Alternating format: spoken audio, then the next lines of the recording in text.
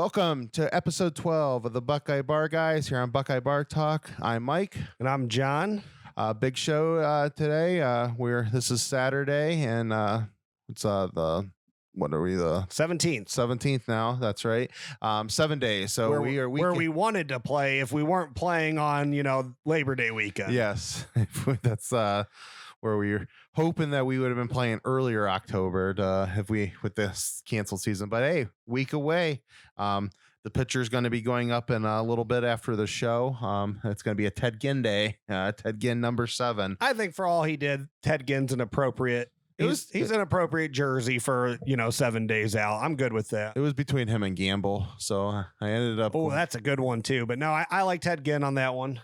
I don't think you can go wrong with Teddy. He was Mr. Electric back there, receiving punts, kickoffs, doing everything really. I mean, catching touchdowns, running for touchdowns. Yeah. I don't know if he ever did he ever throw one at Ohio State? He might have. I don't think he did. I know they lined him up. It was that first year. What bowl was that? Was Outback Bowl? Is it Alamo Bowl? Alamo Bowl against Oklahoma State. Yes. That's what's his face was their coach. Yeah. When Miles was there. He got his vengeance. But yeah, I know that's when you knew it was because Zwick's leg was hurt. And Troy got suspended. Yeah. So it was whenever Zwick was in the game, you knew they were throwing the ball or handing the ball off. And when Ted Ginn was in the game. You knew Ted was running the ball. It's still Oklahoma State couldn't figure out how to stop it. No. Yeah, you knew Teddy was running the ball when he was in there. Yeah. So, so like I said, we got a big show today. We're going to we're going to do our pregame Nebraska show next week, a couple days prior to the game. So this is kind of our last couple things we wanted to get out of the way that we wanted to do in the preseason. So we'll do it today. So yeah, I mean, and I think during the preview for Nebraska, you're still going to get some rollover into, your end of preseason, just because you have to, because we don't have any idea of really depth chart right now. We have an idea and we're going to go over that today, but we don't really have, nothing concrete. And even that, I don't know. We'll probably have the show out before the depth chart even releases. We'll probably have to, we might throw up something real quick. Yeah. One of us might go on for a couple minutes just to go over the depth chart. Yeah. We'll probably have to, fine tune whatever we say today, because I'm sure we're going to be wrong on some of these things, but yeah. Before we get in today, I just want to remind everybody to please subscribe to the YouTube channel. If you're not a subscriber to the YouTube channel, if you just mainly listen to us on audio version, go over, hit subscribe on the YouTube channel. Same thing with our YouTube watchers, go subscribe to the show on whatever your podcast network of choice. We're on Apple, Google Podcasts, Spotify, Stitcher, TuneIn, radio.com. Yeah, we're on a bunch of them. We're on all of those. Yeah. So you just give us subscribe to us. The more subscriptions we get, bumps us up on different algorithms and stuff like that. Helps us get more eyeballs, and then helps us grow even further. Same thing with the social media sites. Facebook, Buckeye Bar Talk, at Buckeye Bar Talk for Twitter, at Buckeye Bar Talk for Instagram, and just come out and give us some love, like our stuff, share our stuff, retweet our stuff, give us comments. We'll respond back to the comments. We will share different comments on shows. We just want to continue with communicating with everybody and sharing our love for the Buckeyes to everybody else. So absolutely, we're getting into game season, so let's get some questions and comments. Let's enjoy this sports bar here. Let's sit down and talk. Anything you guys want to ask us, as long as it's clean, we'll try to get to it here on the show. And if it's not to answer anything, if it's not clean, if it's still a good comment, we'll clean it up for you. We'll adjust. We'll take some words out of it. We'll filter that for you. It's fine. Wanted to get a new thing came out this week. It's called That Voices. It's Ohio State put up it's a show, the players, to let their players get their voices out, and it's going to be on their social media sites, on their YouTube page. So it was new this week. We both watched it. Yeah, very interesting. It's only a 12-minute watch, so it's pretty quick. definitely recommend anybody. I'll have a link to it to the Ohio State's YouTube page in our show notes, because I highly suggest it. It will get your blood really pumping for next week. Oh yeah, you're gonna get like juiced for the Ohio State season. You guys got to watch this. Yeah, it was awesome. So it started off Jonathon Cooper, and they were kind of asking him, just kind of like what the wide range of emotions for what this year has been. And he made a comment, which you think about it, it's actually kind of true. It was like, when Kobe passed away, everything went down. Everything went to hell once Kobe died. Yeah. So and then you kind of look back at what this year has been. That's kind of actually true. And yeah, this has been a weird year. The ghost of the Mamba striking back on everybody. But it's but the Lakers won the NBA championship, so maybe things are going to start getting better. Yeah, maybe that was like what needed to happen to break the curse. I don't know. Hopefully that's all it is. But so he was talking, and so it kind of showed when they got sent back home, he showed that he built a freaking squat rack. Oh, I think several of them did. Like, that was like crazy, and I was seeing them like, that's at least they know the important football lifts. Yeah, because that's. I mean, I had no doubt with Coach Mick with them, and they're putting I see them like putting two by fours together and stuff like that, and there's a squat rack, and I'm like, oh shit, it's pretty creative. Excuse my language on that one. I was pretty. We might have to edit that one. Let one slide through. And then he talked about then kind of like, so they come back for summer. They start doing their summer workouts. And then he's like, literally, when you're a day in pads, you have your schedule, you're all pumped up, day pads, next day no pads, season's canceled. And it was just 3 days in a row. Yeah. And so I mean, that's how you and I, like, we've talked about that, the first couple weeks of doing this is just how insane it was that they gave a schedule and then they took the season away so closely after giving that schedule. So I mean, that's like what we said, and apparently that's exactly how all the players felt about it too. Was it's like you were ready to go with this season, and then out of nowhere it's just like taken away from you. Yeah, and then they get into how basically they were once showed him going on Good Morning America. Justin Fields went on Good Morning America to talk about the petition, and Cooper was on Sports Center. And a couple other guys went on a couple other different shows, and it basically just showed, hey, they were all using their voices, and that's kind of what this show is about. Because as they get into later in the show, it's like what one of the biggest things Coach Day talks to them about is that, if you're going to use your social media platforms, use it in the right way. Right. Use it the correct way. Use it for good. And, I mean, and, social media is a very powerful tool. I mean, we've talked about that, I mean, you can get your voice out there to so many people, and so many people use it incorrectly. But I mean, and I just think that's great leadership on Coach Day's part that, yes, you have this tool and you can use this tool to do so much change. Right. So, no, and I agree with you wholeheartedly about that. It was, I think you and I, like, cause we follow the program pretty closely. So we kind of know what Ryan Day is all about. We know, and we knew the culture beforehand. And I'm sure anyone that's listening to this, they know the culture of Ohio State. It's all about the brotherhood with Ohio State. Yeah. I mean, that's not something that they put on for, outsiders to see. I mean, you can tell every day, pretty much since Urban's been here, that those guys love each other and that they'll fight for each other. So, I mean, the message was great, and just really getting it out there to his players, that, you guys need to do whatever you can to get this season rolling, or at least be heard why you want to have a season. And then, as we'll probably talk about as we go on about this a little bit longer, just ultimately, I think Ryan Day felt like his hand was kind of forced to, do his actions. And that's, we'll go there next, because, that's kind of like, then they kind of transition to how much these guys just appreciate Coach Day for what he's been doing for them. So, they talk about then basically that statement that he released that, why can't we play when all these other teams are playing? I believe that was opening weekend. So, Clemson was playing Wake Forest, Duke was playing Notre Dame, and those were I think weren't those the two specific I think examples? specifically those were the examples that he used. Yes. And, so they show in this video on YouTube that he basically, they show it's a team meeting, and he's like, basically some stuff's going to happen over the next couple of days. That's when we were kind of like hearing that, they might revote this and stuff.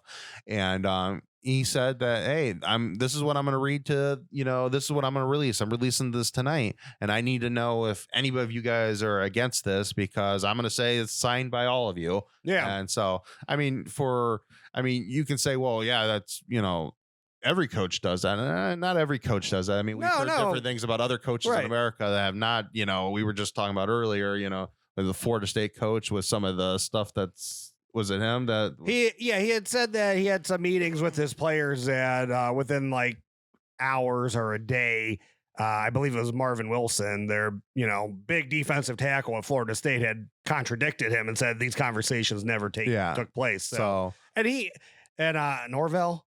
Yeah. He even went back and said that he never actually had those conversations. Yeah. So you're seeing that here they are having those conversations, and he told him, he's like, you guys need to speak up now because you're all getting signed on to this. And that's what he said. He's like, if you feel like I'm misrepresenting you whatsoever, let me know now, or I think he said, let me know afterwards, because pretty much all your guys' names are on this once I release it. Yeah.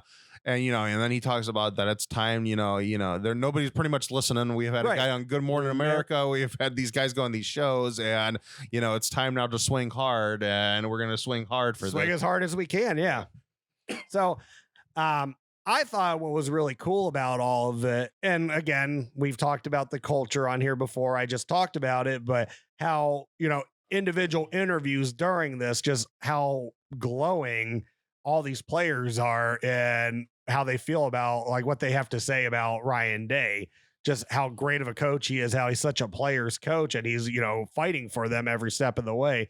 And you can just tell, he's an absolute family man. He makes it such a family, just program culture there. Again, they all just love fighting for each other. So I thought, it was so cool to watch. But yeah, I thought that out of all the takeaways, which I have another one here in a second, but the Ryan Day part, including all his players, reading off to him after that practice what he was releasing, and then what all the players individually had to say about him, I just thought it was awesome. Of course, got me pumped for the season, but a little bit of me, I was gonna kind of I didn't cry, but the onions were in the room. Yeah, there was a couple sweet onions being cut in that room that day. Yeah.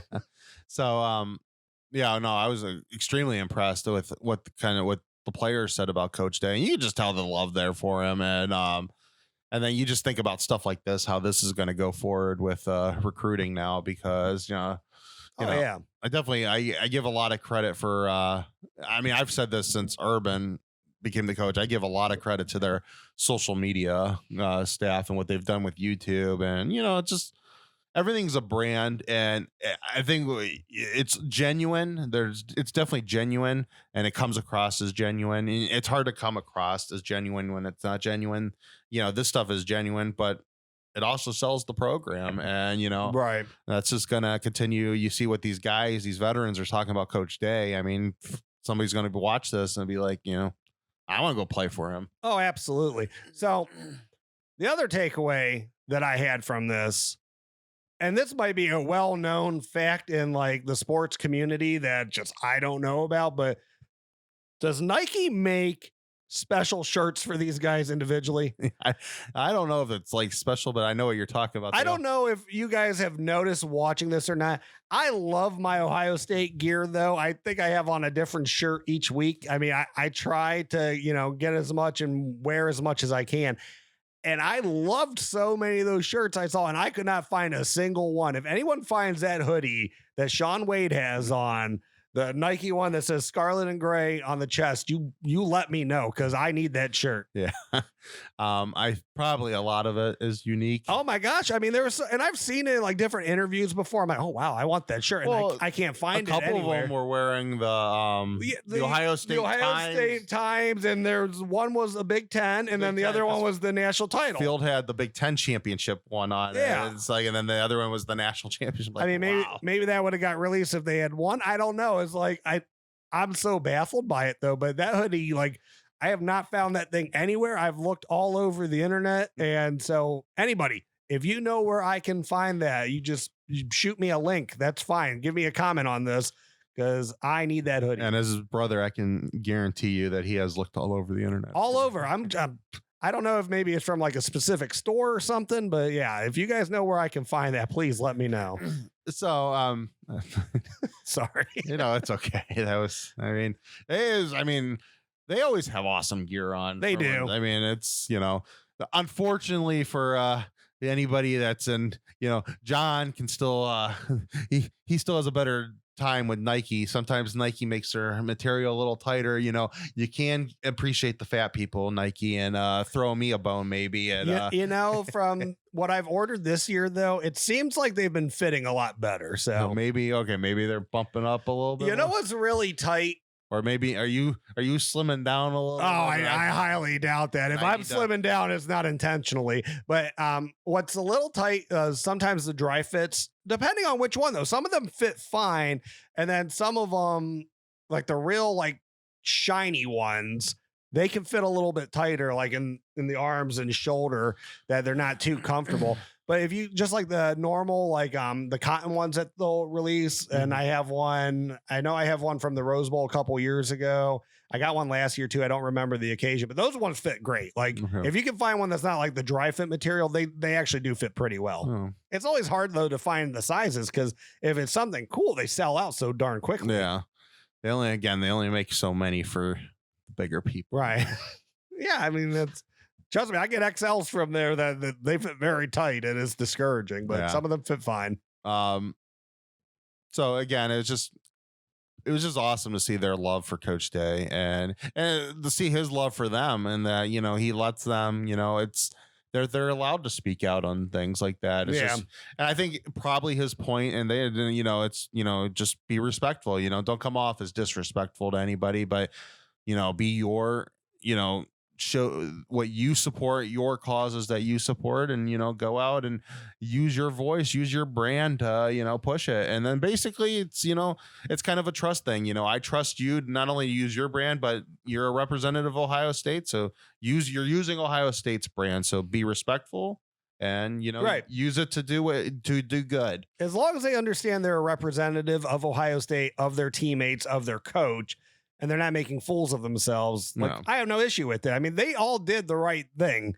They handled it correctly. Ryan Day handled it correctly, no matter what your Heather Dinniches, and I don't even remember who else had an issue with it. There are so many of them that he did more harm than good and all that nonsense. But no, I mean, they all handled it so professionally. It was wonderful. And that's what, that's why you and I were harping on that so much at the beginning of the year, was just how well they were all handling it, and then just trying to, get that season going.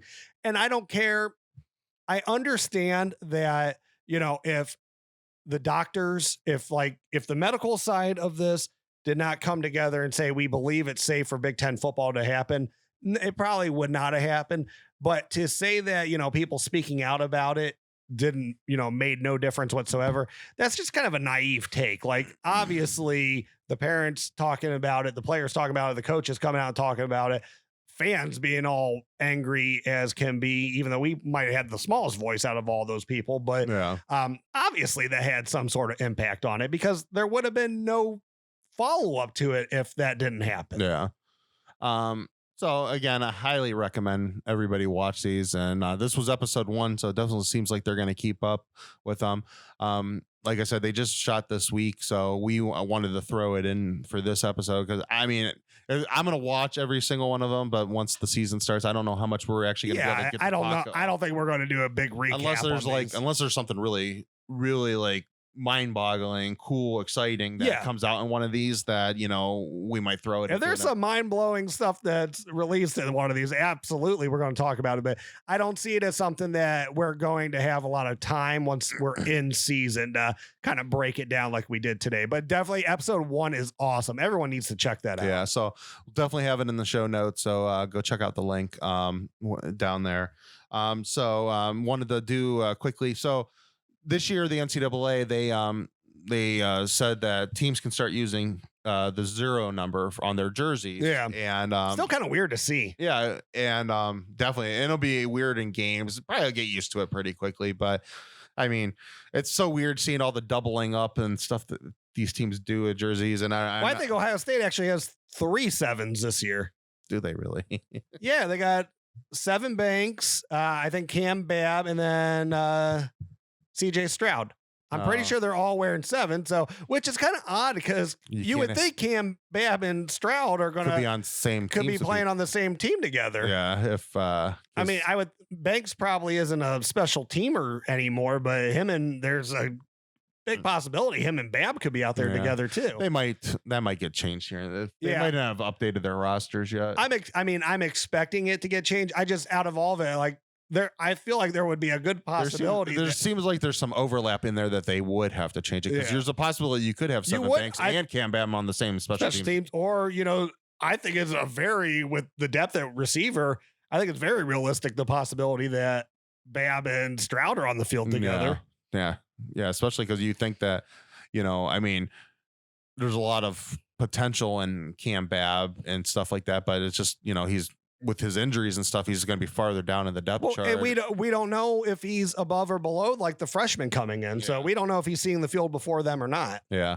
Ohio State's very big on tradition. So they decided this is going to be a new tradition. So I love it. So they called it, basically it's their Block O jersey. Of course, Block O, Ohio State. And they awarded it to Jonathon Cooper. So he's going to be wearing 0 this year. Just one of basically what they released. So this is in the honor of Bill Willis. Bill Willis was, is he the first African-American player in the NFL on an NFL roster? I couldn't give you a definite on that. I think so, but I think he's the first. I think he's the first African-American or one of the first in the Big Ten. And I mean, it's just very a lot of honor, and I mean, I know he's highly decorated when it comes to a lot of the barriers he broke down, so pretty cool on that. But basically, it's the Block O stands for toughness, accountability, and fight. These are all the traits Bill Willis exemplified throughout his life. The number 0 is a badge of honor. It represents fight, the backbone of our culture. Jonathon Cooper shares these traits and has been presented the opportunity to wear the Block 0 jersey this season. So, cool. It's a new tradition, something that I think going to be cool going forward. Another cool tradition. Not that we didn't know Jonathon Cooper was a great leader, great captain to begin with, but again, with the voices thing, we listened to him. I mean, definitely articulate, well-spoken young man that has a lot to say, gets his point across. We've seen him in different, various hype videos, taking leadership of the team, making sure all those guys are he was in pumped up and ready to go. You'll see in voices, he was in a couple of guys' faces. Mm-hmm. He's he's great. So it couldn't happen to a nicer young man. I'm glad they went about it this way, because the fact that the NCAA said, we will allow you to wear 0 this year, it kind of almost made it like something new, something fresh. So people are going to want to do that. And we've seen it. I mean, I've seen it. I think every game I've watched, someone's wearing 0 or, from each team. So to make it something special, to be attached to it because it is something new, that there is something special to it. So to kind of make it like, maybe not necessarily an award, but definitely something to recognize what someone's put into the program. I think that's awesome. So I love when Ohio State does their traditions, like black stripe. I mean, black stripes, that getting that taken off, that might mean nothing to everyone else. I know it doesn't like keep you from seeing the field or anything like that, but it's just like all their traditions, they're just so cool that they take so much pride into, their football team and their football season. What I love about Ohio State traditions is that every next coach honors the previous traditions, Right. that they don't go out of their way, that they're not going to change the tradition. And they might add something new. Like, I mean, when Jim Tressel put in the alma mater singing, Urban Meyer didn't take that out. And Ryan Day hasn't taken that out. Ryan Day's kept Urban Meyer's black stripe tradition. Right. And I'm sure the block O is going to stay for the next guy. They still do senior tackle and, the captains. I mean, all that stuff. I mean, senior tackle, I believe, was started in the, the 19 teens. Yeah. And, that was, I mean, that thing's still around. And the Gold Pants Club, you beat Michigan. I mean, that was started when they never beat Michigan and, in the 1930s. And that's now, when you beat Michigan, you get the pair of gold pants. I looked on eBay for a pair of gold pants because I thought it might be a nice addition to the bar.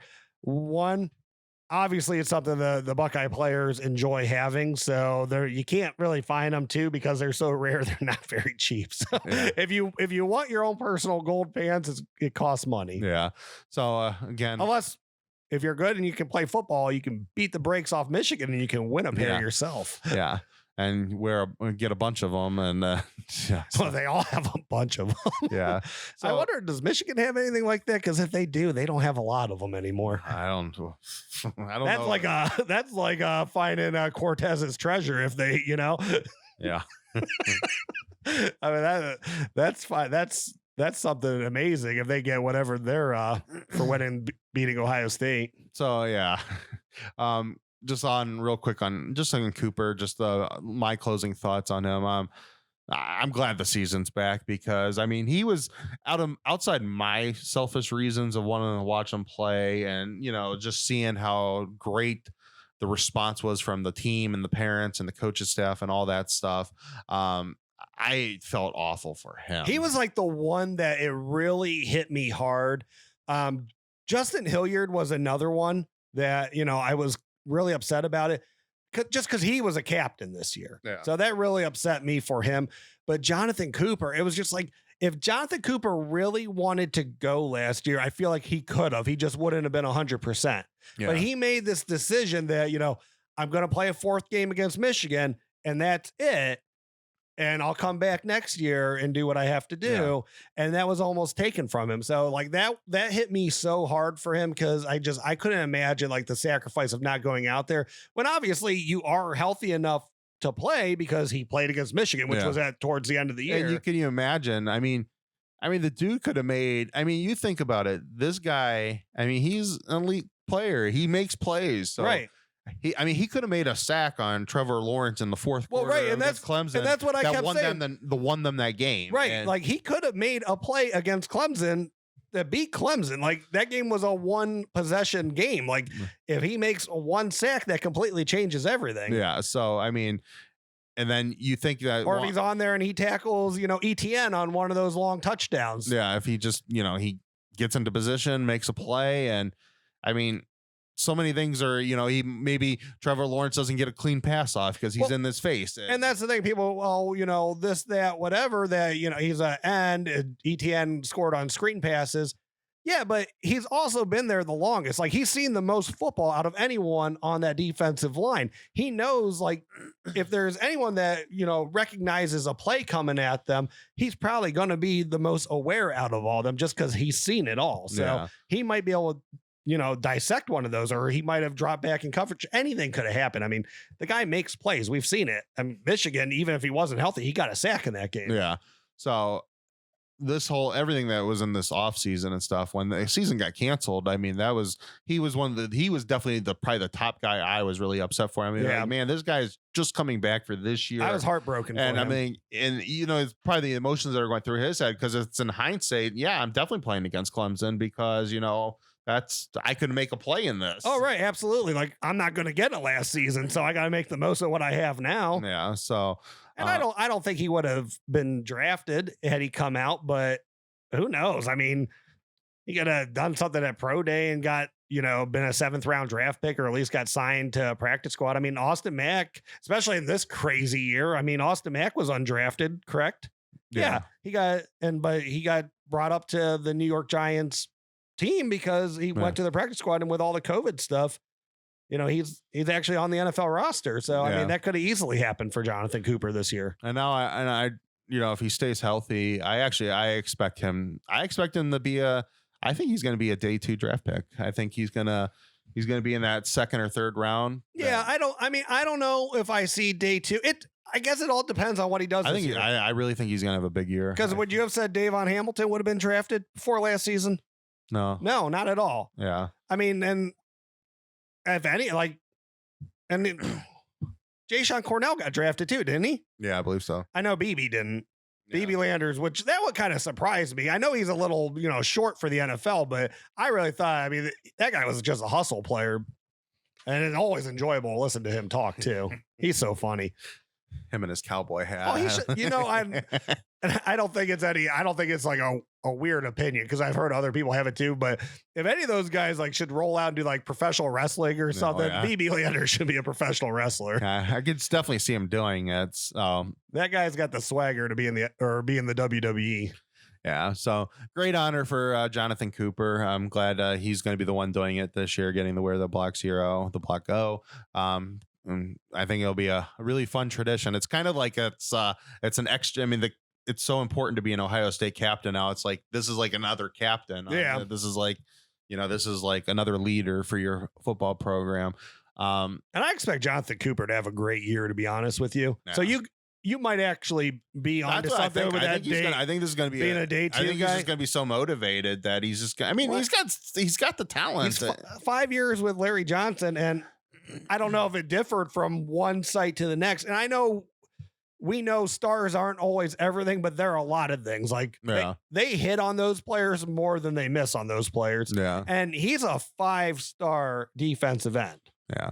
I think it's his last year. He's going to be showcasing himself to go to the NFL. Right. And if he stays healthy, I think he's just going to be one of those. I think he's going to be a difference maker there because right now, none of these guys, they're all, we talked about this when we talked about the defense line. They're all really good, but none of them have done anything to really we don't have a Bosa or a Chase Young right this year. So I think that a lot of these guys, a lot of them are going to be on single blocks, and I think there's a lot of chances to make a lot of noise. Well, even in 2017, and I would think that's the most comparable to this line.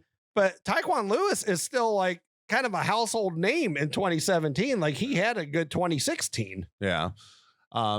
So we'll kind of move this along now. We're talking about our projected what our depth charts for the teams going to be.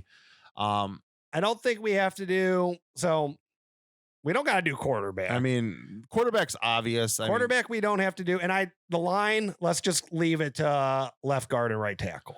Yeah, we know where the other 3 spots are as long as those 3 are healthy. Yeah, and I think we know what the whole line is now. I think there's been enough in between things said that. Well, we don't have to give a breakdown, but maybe someone doesn't know about the line. We'll say all the linemen. That's fine. Yeah, we'll go over all of them. So obviously Justin Fields is your quarterback. Right. So starting so how are we going to do this? Are we going to do it as we'll do it as 11 personnel, so a running back and a tight end. Yeah. And then the 3 receivers. Okay. So what do you think, Teague or Sermon? I honestly want to say Sermon because of the injury Teague's coming off of, but I'm only hearing about really Teague the last couple of weeks. So I don't know. I think it's a coin toss, but I just, in my gut, I'm saying Master Teague's taking the first snap. Yeah. I kind of think that too. We have heard good things about Trey Sermon. Oh, yeah. It sounds like he's impressing a lot of people. It's just it sounds like, the extra Teague's running you just don't expect it. But and some of the videos that we have seen, Teague's been in a lot. Sermon has too, but Teague's really been in a lot of those videos. If I want to go with my gut, who's getting the first snap? I think they're both getting lots of snaps, but I'm going to say Master Teague starting the season. Yeah. So I think I kind of agree with that.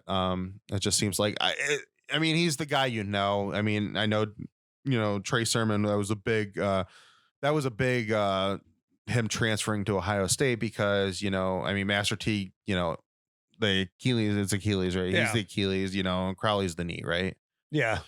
So, you had some big injuries there. You lose Dobbins. So, this whole ends up kind of working in Teague's favor. Now the starting, almost 2 months late, the season. Oh, definitely helped him out with his rehab for sure. His rehab. And so it sounds like, a lot of people are saying he should be pretty ready to go for the opener. Yeah. No, I think though, if I was a betting man on this, just in my gut, I'm saying it's Master Teague. All right, so we'll go over then, and I'm not good with these X's and Y's and all this stuff. Let's do tight end first. Okay. Just because I think, who you think is going to be a starter? I mean, I think this is kind of like, again, kind of up in the air, but I think it's got to be, oh my gosh, is it Farrell? Luke Farrell. Yeah, I was kind of leaning Farrell. And Rucker was kind of my second choice. Rucker's my second choice. I just think Luke's a more complete when it comes to blocking than Rucker. So I would go with him. But I think that's going to be just kind of like they're all 50-50. They're going to be every one of these guys are going to play considerable snaps. But I would Luke if we're doing 11 personnel, right? Yeah. Okay. Yeah. If we're just doing your standard, one tight end look, I think Luke would get your first snap of the game. He's your starter. Yeah. And they played a lot of 12 personnel last year, so I expect the same out of them. So they're gonna play a lot of 2 tight end sets. So yeah. So I mean the receivers, I think it's pretty it's Olave and Wilson, and then you think Jameson Williams is the third. Yeah, opposite of Olave. From what I've heard, I think he's your opposite from Olave is Juice Williams there. I mean, the guy gives you so much freaking speed that that's gonna be like the closest thing to Ted Ginn outside or Paris Campbell Ted Ginn that you're gonna see. But I think he's much more of like a downfield threat than what Paris Campbell was. And I think that's why he's probably getting the nod. I believe so. Because, that's that guy that stretched. When you think about back and for, people that remember the 05 team, I mean, what made that receiving corps so dangerous is that you had an unbelievable slot receiver and Gonzo. You had your traditional, unbelievable Mr. Everything, Santonio Holmes. And what made that receiving corps so great is that you had a guy that could take the top off. Right. He just blow the roof off. And that only makes Santonio Holmes that much better. Oh, absolutely. So, I would say that would be my top 3 because I don't see one of those freshmen breaking down the door to getting into that starting lineup yet. So I think he is the top guy right there. But again, zone 6 is so freaking deep that there's gonna be a lot of different, the ball's gonna go around to a lot of them. There's gonna be a huge rotation with those guys.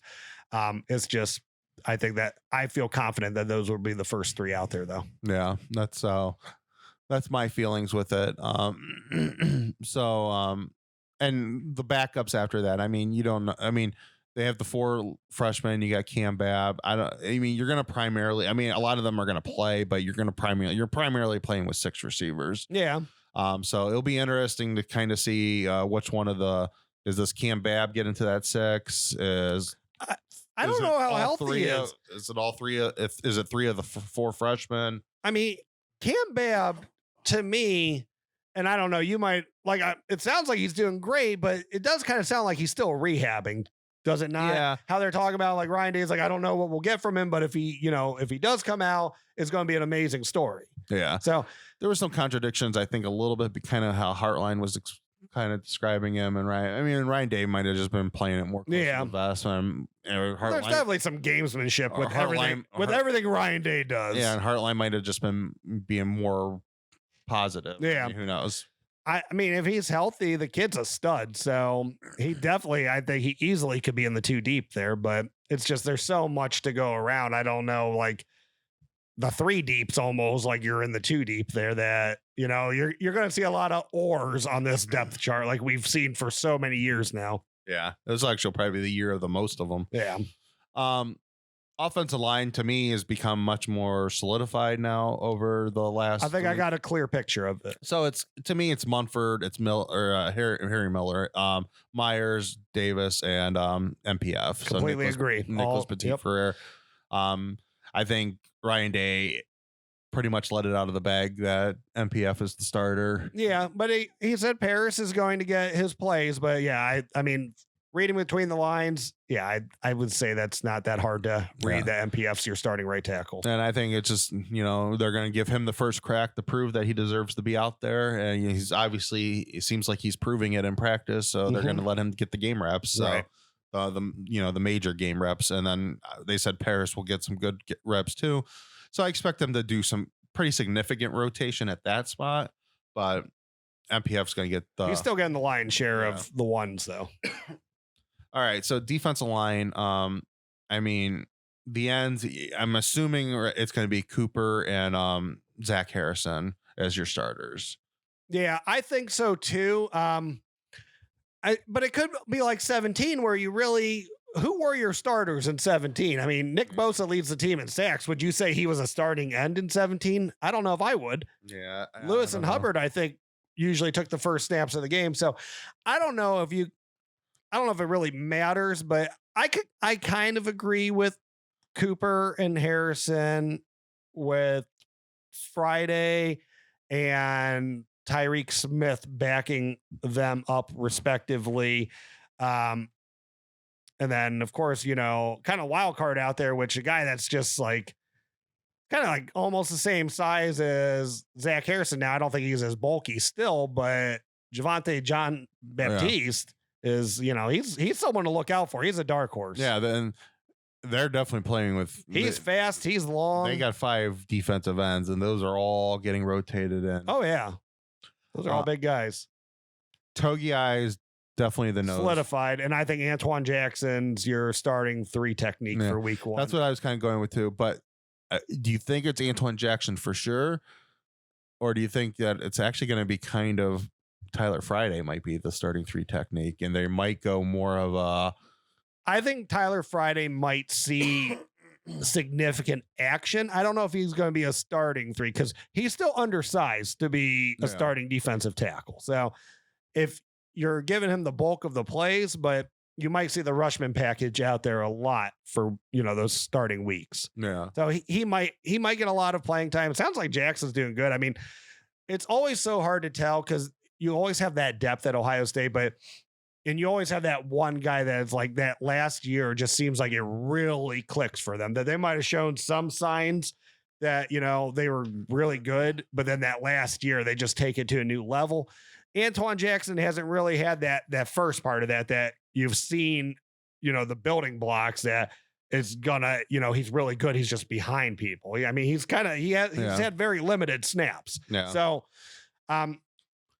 I don't know. I think he's the starter though, but the one, and why can't I got it on my phone, but Jaden McKenzie. Yeah. Yeah. That's one I think is very interesting to watch out for because he came in, he was already a big guy. I think that's where they've been using him as the 3 technique. I mean, I don't think he's a nose tackle. I could be completely wrong on this. So maybe he's a nose end. I thought they said he was kind of repping at both spots. I know they said that, Antoine Jackson for sure was repping at both. They might have said him too. And don't forget, you got Jaron Cage who's back there too, which he could have a Jayshon Cornell type year. You never know. And you don't know when Vincent and Haskell are coming back. Right. And one of them could be ready for the opener. I mean, we don't know. Right. And that changes everything if those guys get healthy and they're ready to go. Yeah. So I think I would lean Antoine Jackson's my 3, but I think we're going to see more Rushman packages this year than we've seen in a while. With it's going to be like 2017 again. And then have Tyler Friday. Yeah. I think 2017, you never even had to take Draymond off the field. He easily could have been one of those Rushmen, but yeah. So that's how they went. Yeah. So I think we're going to see a lot more of that this year, just like we did that year. Yeah. So then 20 or the linebackers, I think it's tough. Browning and Warner. I mean, would you agree to that? That's your 3 starters. I agree with that, but with an asterisk on one of them, and we'll get to that when we're talking about the secondary. Okay. So yes, I do agree with that though. If you're rolling out there with 3 legit linebackers, I agree that those are the 3 that are seeing the field first. But I think this is where a position we're definitely going to see a lot of oars. We actually might see oars on all 3 of them. Yeah. Yeah, I could see that. Because I really do. I mean, we talked about this in the last episode. I mean, they have to see what Mitchell, Pope, and Gant can do now. I mean, these guys are old enough now that they need to be playing. And I don't know. I mean, you and I are far from, insiders that we're talking to coaches or, people that are close to the program. But can you remember last year? I mean, was there ever any sign that like those three weren't ready to see the field? I never heard a single bad thing about any of them. I've always heard those three have been ready to play. Yeah, it's just they got these three guys in front of them that are more ready. It's just been so much of a logjam. Right. And I don't even know if you can say now that they're more ready. It's just that there's so many of them. And you got Hilliard there too. He's the forgotten man. Year 6. Yeah. So, yeah, I agree with you. But like I said, I'm going to put an asterisk on one of them. Secondary. So Sean Wade is obviously he's the starter on the Okuda side. That's your he's the prime cornerback in this offense or this defense. Other side, I feel we've heard the most about Seven Banks, so I'm going with Seven Banks. And I mean, in Cam Brown, he's I think is Seven's more lengthier than him, right? He's a bigger guy, yeah. And it seems like that's definitely Coombs's. He loves that. Combs likes that long cornerback. So I think Seven, we've heard the most about him. I wouldn't be surprised with either though, because it kind of seemed like Cam was last season ahead of Seven Banks. Yeah, that's what it felt like too. Right? Don't you kind of agree with that? And this is a position. I think this is another and I actually think this is going to be like a kind of a 60-40 position. Right. I think it's going to be like when Combs was here before. He loved rotating his cornerbacks, but he definitely, the second cornerback, he rotated them all the time. So they're both going to see tons of action. So I would agree Seven is your starter, but like I said, I think we're going to see Cam Brown 40% of the time out there. Yeah, I agree with that. Your over top safety, it seems like it's Hooker reading between the lines. It seems like he's just a little farther ahead than Proctor, and they like him as that back safety more, and they want to try to do where they're playing the back guy like they did last year. Right. That's where I'm going to. Marcus Hooker, I believe he will be your starting safety just because, he's like they said, he's a center fielder. It seems like he's a little bit more aware on the play calling, that he doesn't overcommit to things, or if he does, it seems like he might be a little bit more. I'm going to go with athletic for lack of a better word. I know Josh Proctor is like an amazing athlete, so it's probably a terrible word to go with, but it just seems like that they feel like Hooker, one, would not overcommit, but if he does, he has the range to get himself back into position, where Proctor, I mean, we saw it a couple times when he got in that he way overcommitted and took himself out of plays. Yeah. And they still said consistency is an issue. I mean, that's like the first thing that Barnes said in his interview or press conference when they asked about Proctor, about him, is he's got to be more consistent. It's just, it seems like it's all there. He just needs to not over pursue and get himself out of plays. Yeah. Now the other guy, is Proctor playing as a down safety, or are they going to play like a Marcus Williams? And like, what do you think? How are they approaching this? I don't know. I want to say Marcus Williamson is going to be the slot cornerback playing the Sean Wade role of last year. So that's where I'm going with it. I would not be surprised though if Proctor comes out and they're actually giving a 2 safety look. Yeah.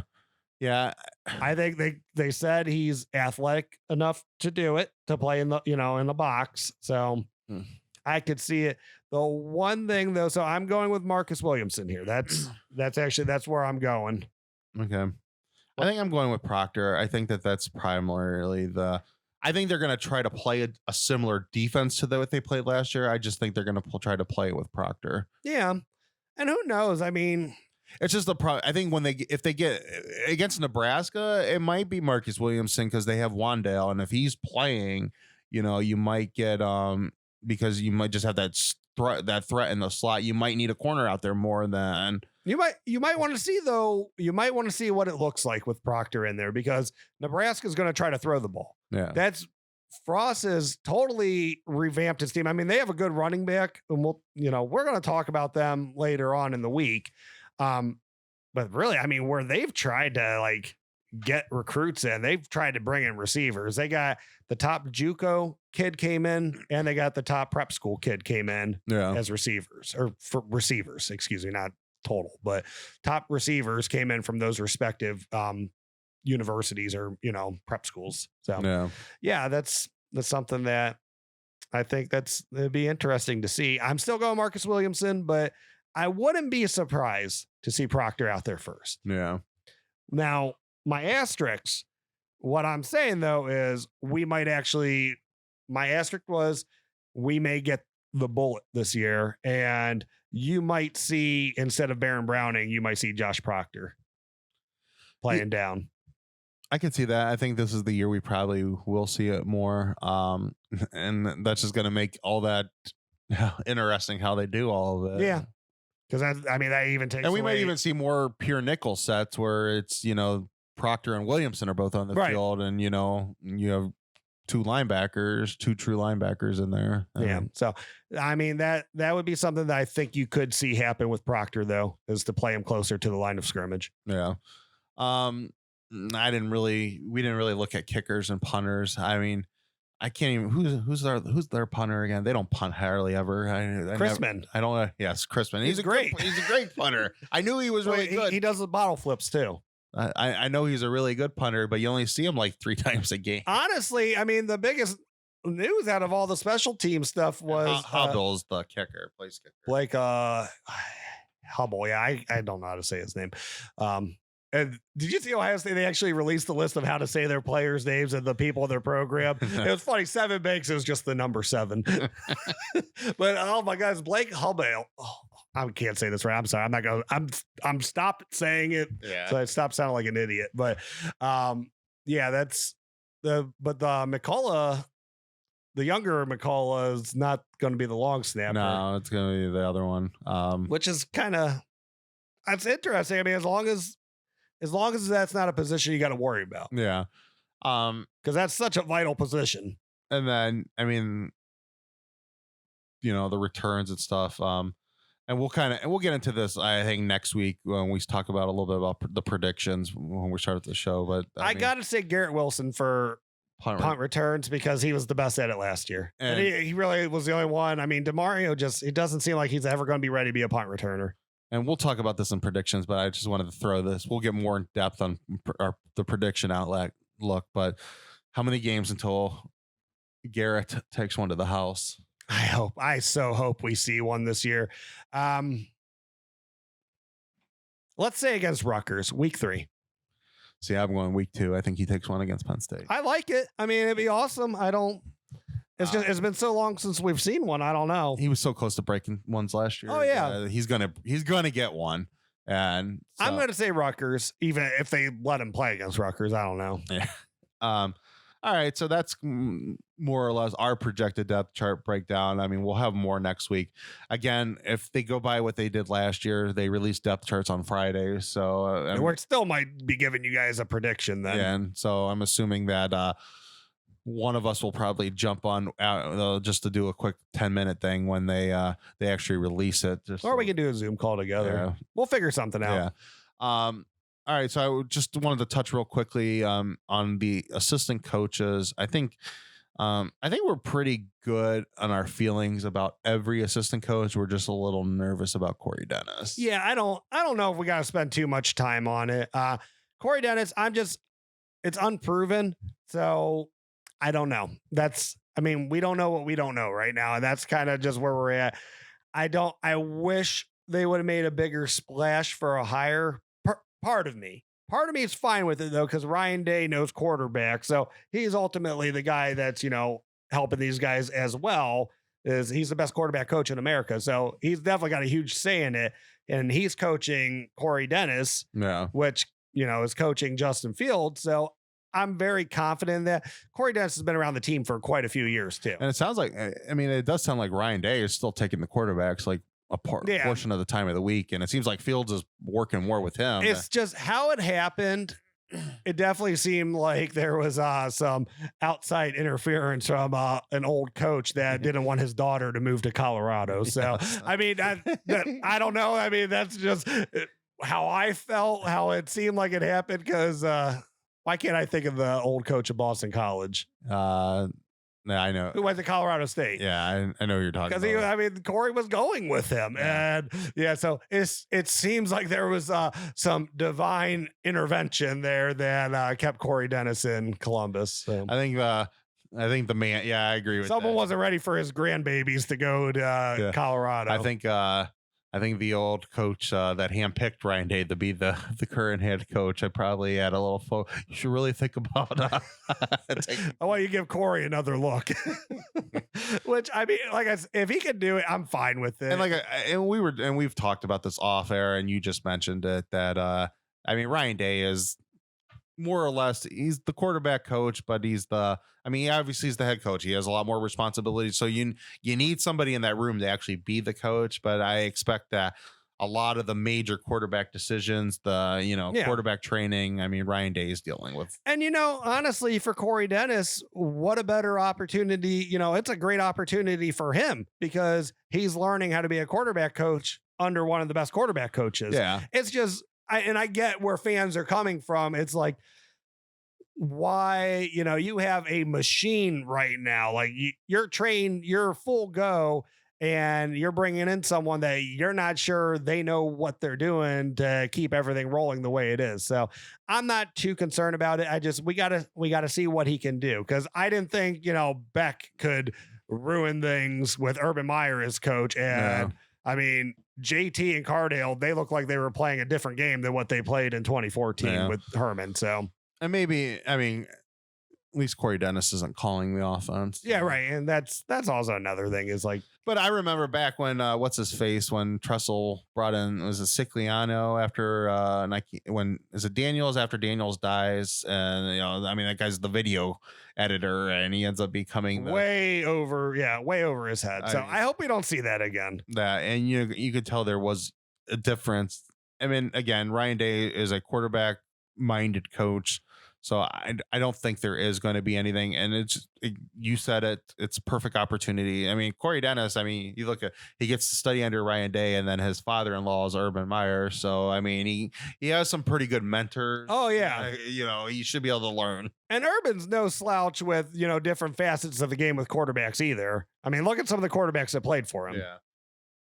So, yeah, the guy's definitely got great teachers all around him. I think he's going to be fine. It's just kind of like the type of decision you're like, maybe we should have got a guy with a little bit more under his belt than this. Any other, you think Kerry Combs, does he fit in well with the defensive staff? I mean, he would never coach with Al Washington and Greg Madison. Yeah, but Al Washington, he's a high energy guy. He's younger, so I'm not sure maybe he would mesh better with Hafley from last year, but I think Kerry, I think he fits in with everybody. I think he knows what he can call. As long as all three, facets, all three lines on your defense, as long as they're all running the same play and they're working together, I think they're going to be fine. And you got some of the best ones in the business calling these plays and coaching these kids up. So I think they're going to be okay. I think Kerry's going to be fine. Of course, a couple years in the NFL doesn't hurt anybody because you learn different concepts. As long as he doesn't come in like Schiano and Bill Davis and just try to confuse the hell out of everybody on their defense, he's going to be fine. And we saw it for years. Kerry Combs is a great coach. We know he can coach up the cornerbacks just fine, getting more of the defensive responsibilities, of course, because he's the coordinator. It's going to be interesting to see, but I have no doubts in Kerry Combs. I have nothing but confidence in him. I love Jeff Hafley. I think Hafley was an amazing defensive coordinator. I was sad to see him go, but if you got to bring someone back to do the job, you can't get much better than Kerry Combs. He's had a lot of first round cornerbacks. I think the proof is out there that Kerry's a pretty great coach that knows what he's talking about. Yeah.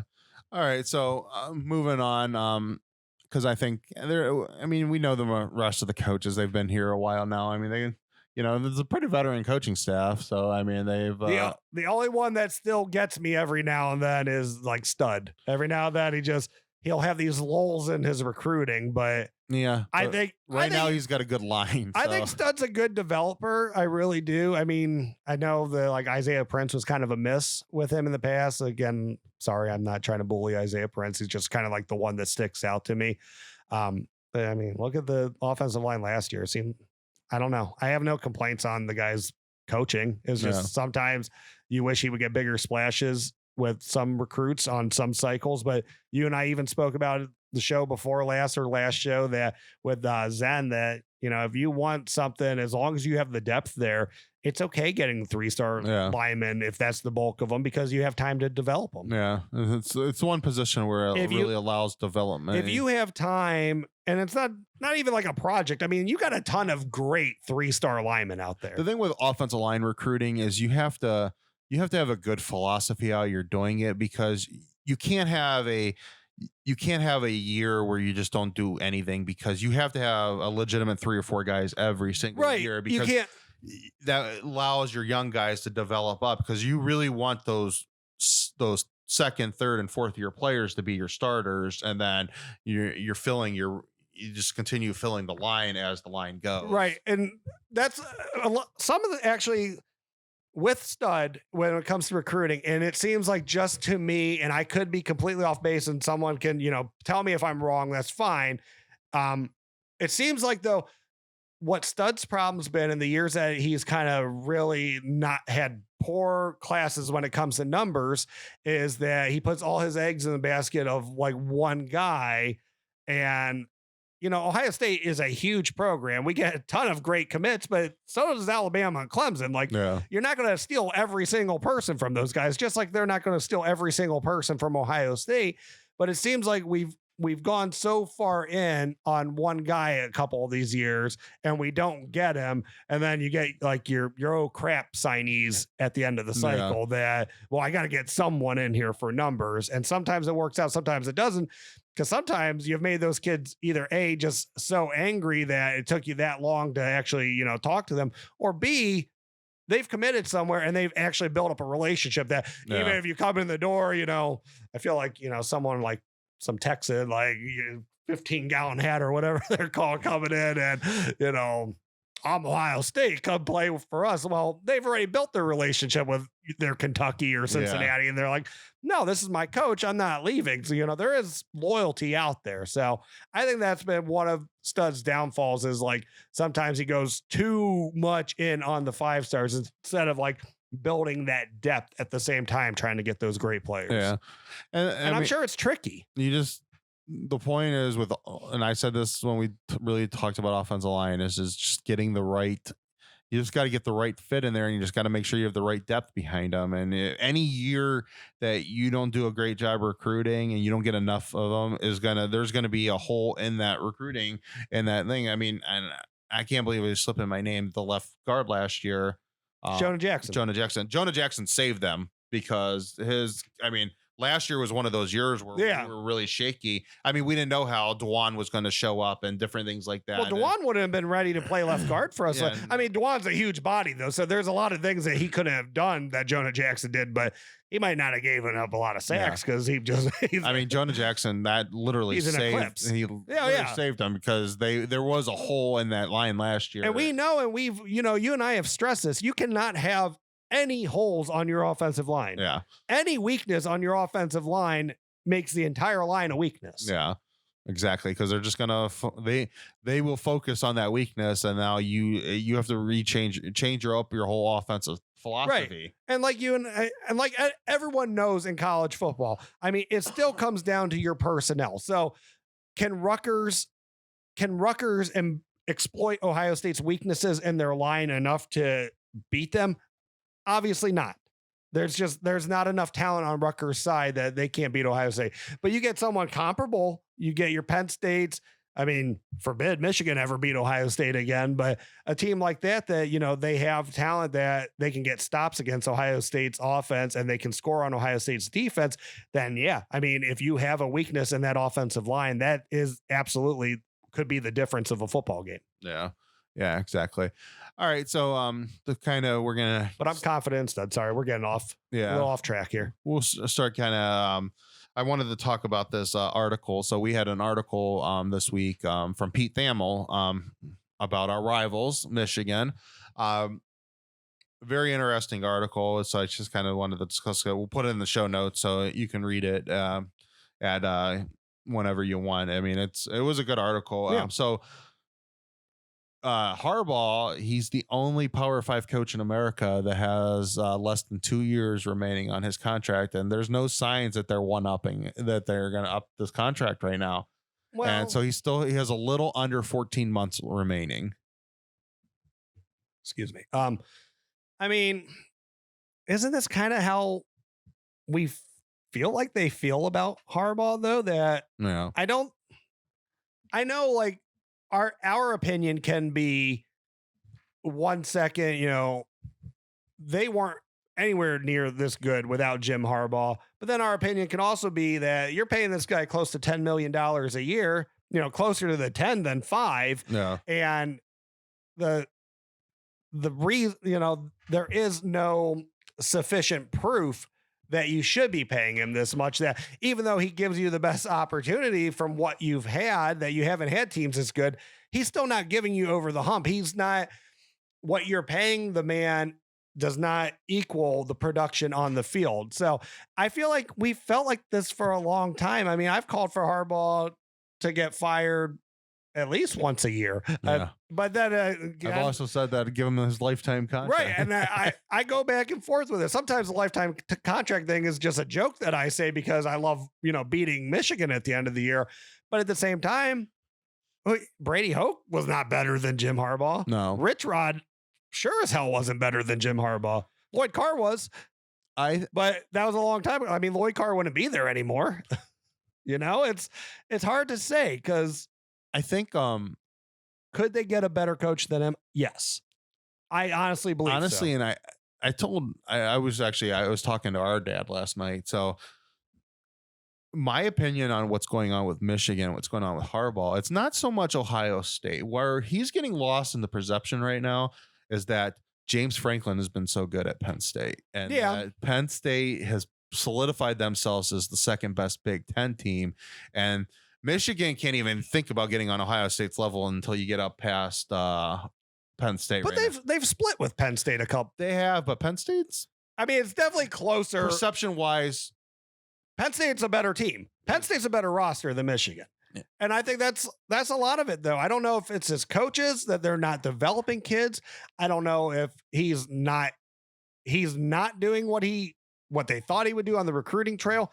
I mean, Michigan's classes, and I could be wrong, but I believe, like, since he's been there, they've gotten worse. Yeah. I think Ryan Day stole his 2 best recruiters on defense. I think that really killed him. I think that, like, right now they're ranked in, like, they're number 7th, but there is such a drop off between the top teams with some of these teams. Right. But once you get past 4 on that list, I mean, it is a huge drop off. And that's why people are like, well, they're 7, they're 7th, and Ohio State's only a couple spots ahead of them. No, Ohio State's what? That's how many 1, more? 2? That's like 5. How many 5 stars more than you? Right. How many high level 4 stars? How many 4 stars more than you? Yeah. So, yeah, I mean, and again, stars aren't everything, but they're a lot. So, yeah, I don't know if it's just that he's not getting the classes that they expected that he would. I don't know. Maybe it's his assistant coaches, but I thought Jim Harbaugh was supposed to come in and you were supposed to see, the number 1 quarterback in the nation every year since he gotten there. Yeah. And I mean, the guys relied on transfers and graduate transfers his entire time being there. Yeah. Any guy that were actually his from Michigan have been terrible. Yeah.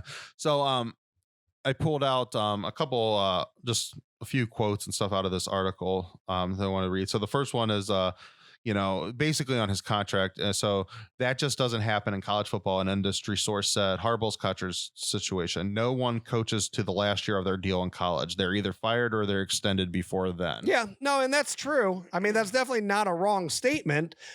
So I don't know. I mean, they're not going to fire the guy, but are they going to let his contract expire? No. Yeah. I mean, you get to this point, I don't know what would make you think differently.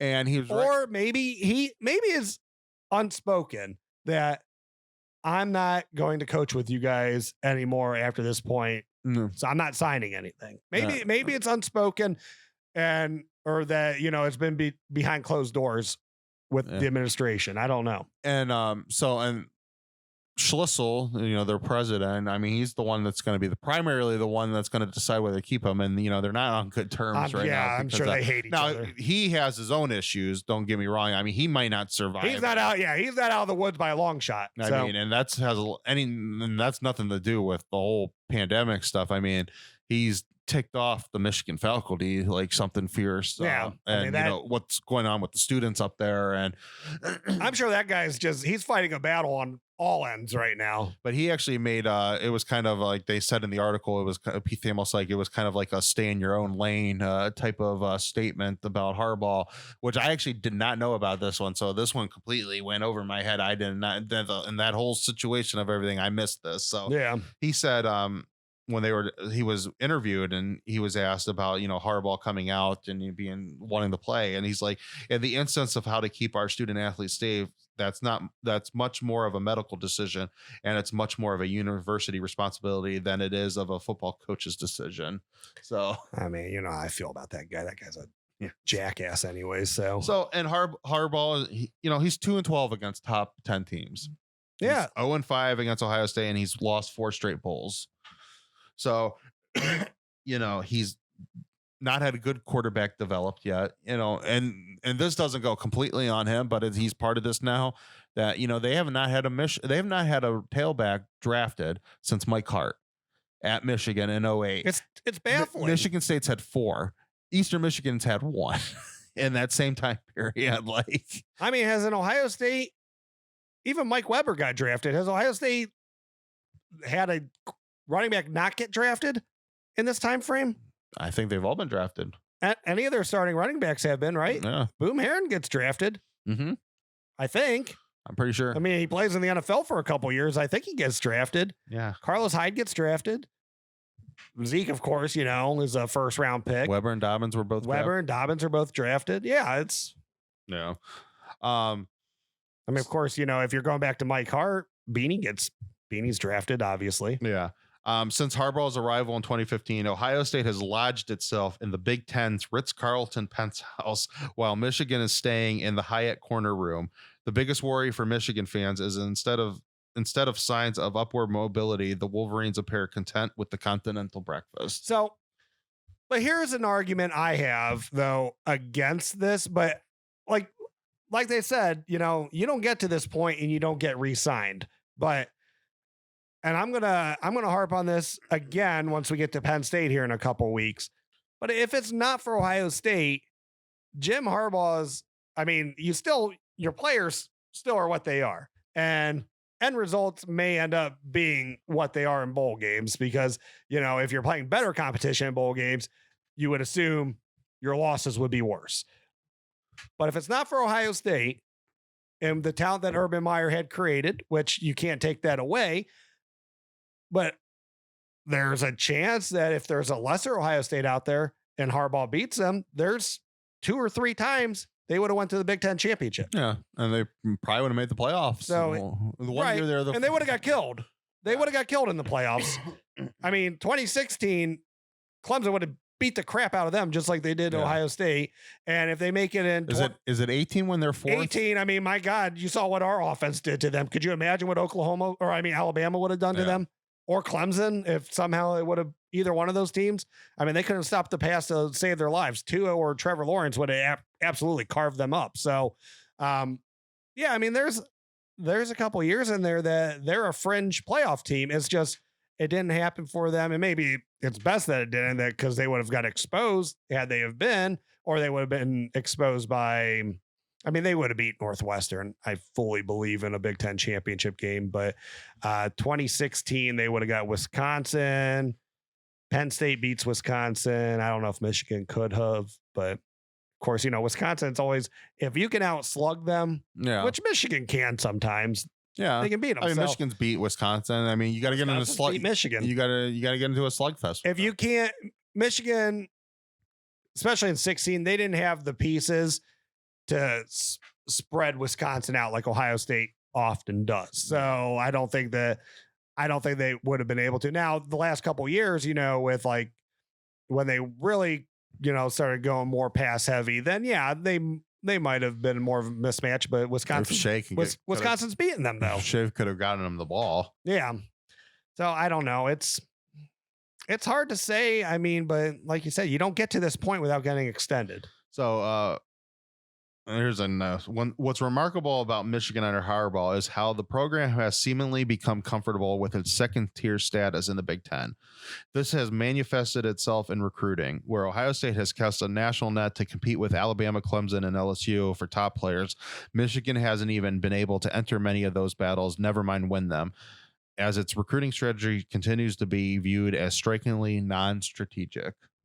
I mean, I agree with that. Again, I'm not an insider, so I don't know all the ins and outs of recruiting, but end result suggests what he's saying is absolutely true. I do have a big issue with that, though, and I feel like that's a true statement as well. And I do have a big issue with that Michigan's not trying to be on Ohio State's level. It's like, maybe we can get lucky and beat them, but we're okay if we don't. That we're okay being that, second level of the Big Ten, because we're still a good team.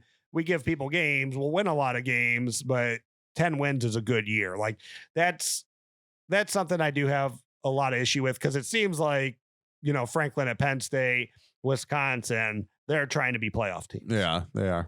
And it just seems like that's not important to Michigan. Yeah. So. Wisconsin's trying to be a playoff team within their identity. I mean, but they went and got a 5-star quarterback. Yeah, and they can get kids. And I believe he's starting this year. Yeah. I think Cohn's hurt. If you're trying to beat Ohio State, you should be recruiting against Ohio State, said a recruiting director at a Power 5 school. Michigan is getting 4 or 5 studs a year when Ohio State's getting 20. But I mean, easier said than done. Yeah. But the point is, you had Urban Meyer there that got you this depth, and then he's the one that continued. And Tressel was no slouch recruiting either, so I shouldn't act like Urban's the only one that did this. Cooper was no slouch recruiting, but Michigan was getting better players, back in those times.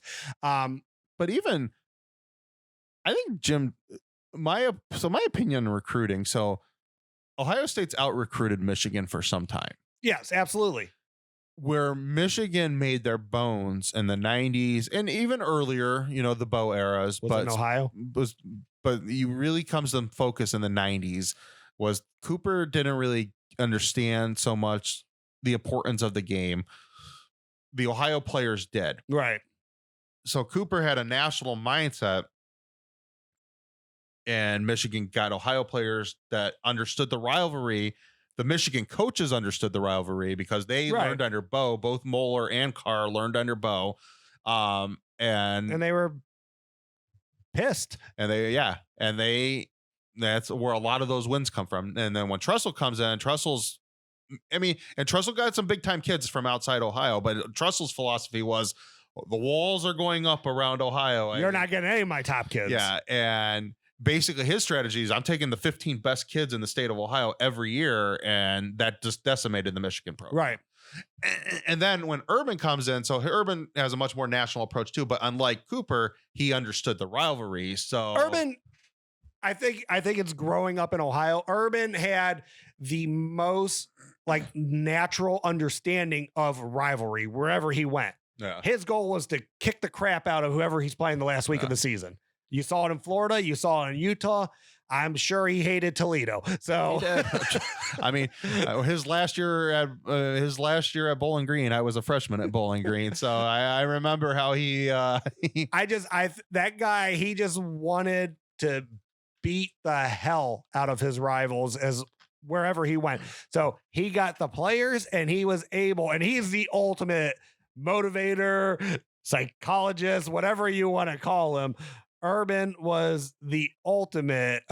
Maybe I meant psychiatrist, but he was the ultimate at getting his guys up to playing those games, to getting the best out of them. And I think Tressel's behind him in that aspect, not far, but Urban. So he could instill his thoughts on rivalries to his players. Yeah. Even if they weren't Ohio guys, they knew the most important game on that schedule as soon as they got there. Yeah. And just so, and Harbaugh is really, now that you have the Ohio mindset, is you would think you would think that he would try to go back into Ohio and be like, I could win some battles in Ohio, right? But he's like, it stayed away from Ohio like it's the plague, and it's like, they just don't have the talent in Michigan to do that. Yeah, you don't have the high school talent to have that approach. Yeah. Just one last thing out of this thing, which I thought was interesting. So, just 5 of the Michigan's class and the Michigan class of 2021 of their commitments had Ohio State offers. Only 5 of them. And the source told Yahoo Sports Ohio State would have actually only taken 1. So only 1 had a committable offer. So when you look at like Urban's philosophy was, he talked about teams like who was one of the kids like said that he wanted to go like visit Wake Forest. I think it was Wake Forest. It's like, I don't recruit against Wake Forest, so and like best of luck to you. And there's like people have said he told kids that different kids like, well, if you go, you're like. He never cared about if you went to Alabama or went to Clemson. To him, that was the game. That was like, okay, you take your visit. You've already committed to us, but you take your visit, but you give me an opportunity to win you back, right?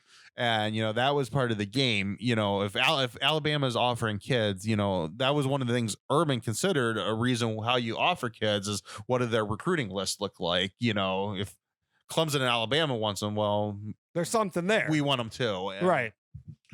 And so, I mean, I don't know. There's been a lot of weird. I think they still are living somewhat in a bygone era where they think that they're just much more relevant than they really are. Well, they really do. And if you listen to their fan base, I mean, those people are delusional. I mean, that's one of the most enjoyable things for me personally, though, is to see the meltdowns or the delusion of Michigan fans. Because it's either, the world's falling. The world's fallen years ago on your program. Like you need to get it back before you can freak out like this anymore. Like every year it's like, oh no, Ohio State's gonna beat us, and they start freaking out like we're not as good as that. Like no crap, you're not as good as Ohio State. Why are you freaking out? Or it's the ones that we're the biggest brand in college football. The hell you are. Like, I don't care if you have the biggest stadium in college football. You are not the biggest brand in college football. Yeah. And actually, when talking to our dad last night, the one thing I told him, I'm like, actually, where I'm at with this rivalry now, and it's like the sad thing when you really think about it is that, like, I know I don't want Jim Harbaugh to be in a position that he needs to beat Ohio State to save his job, because right. I remember Cooper in '98 when he had to beat Michigan to save his job, and he did it, and that.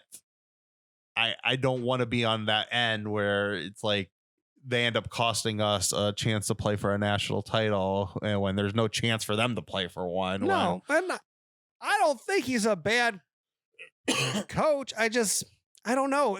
There comes a point where you got to look at it and say, maybe we need to go with a younger guy that's proven elsewhere. And I know, like, I don't know who that is right now. Right. And sometimes I'm contradictory on this stuff that I say, you need a proven guy, or, make a splash, pay a winner money. But Dabo's not coming to Michigan. No. And I don't know, like. And Jim Harbaugh was supposed to be the guy to save their program. If you could think of like an NFL, right, and you just went the NFL route, a guy that was a winner that was supposed to save your program, and he has made them better, but they're not where they thought they would be. They hired the wrong Harbaugh, and the other one ain't leaving Baltimore. No, not now. He's not. I don't like. What do you say? Like, how would you go about this replacing him? I mean, a lot of people are going to say Matt Campbell. I mean, because Les is too old at this point. No, they have to go back to And it just can't be Rich Rodriguez, but they got to go outside the program. They're not going to get somebody that's their Michigan, Michigan guy or you know. Michigan man. I mean, there was a lot of people when Ryan Day got hired. There was some outside voices that said, does he really understand Ohio State football? And he grew up. We had the ultimate coach teaching him it, though. Yeah, so he got it firsthand from Urban, who understood Ohio State football. So now Ryan Day understands it. They need somebody that understands necessarily Michigan football, but needs to make the football. And I mean, you don't need to reinvent the wheel like Rich Red thought he was doing. You just need you need somebody that's going to make toughness, but get athletes in there that can compete at the level. I mean, they need a James Franklin. They need their version of what James Franklin is. I just don't know. And again, if any Michigan fans are watching this and I'm offending you, I do not apologize. But I don't know if that job, if it's appealing enough for your top tier assistant coach in America. Like, okay, and maybe I'm completely wrong on this. You're Brent Venables. Michigan says, would you want to be our next head coach? Would you take the job? No, I wouldn't. I mean, I guess if the money's right.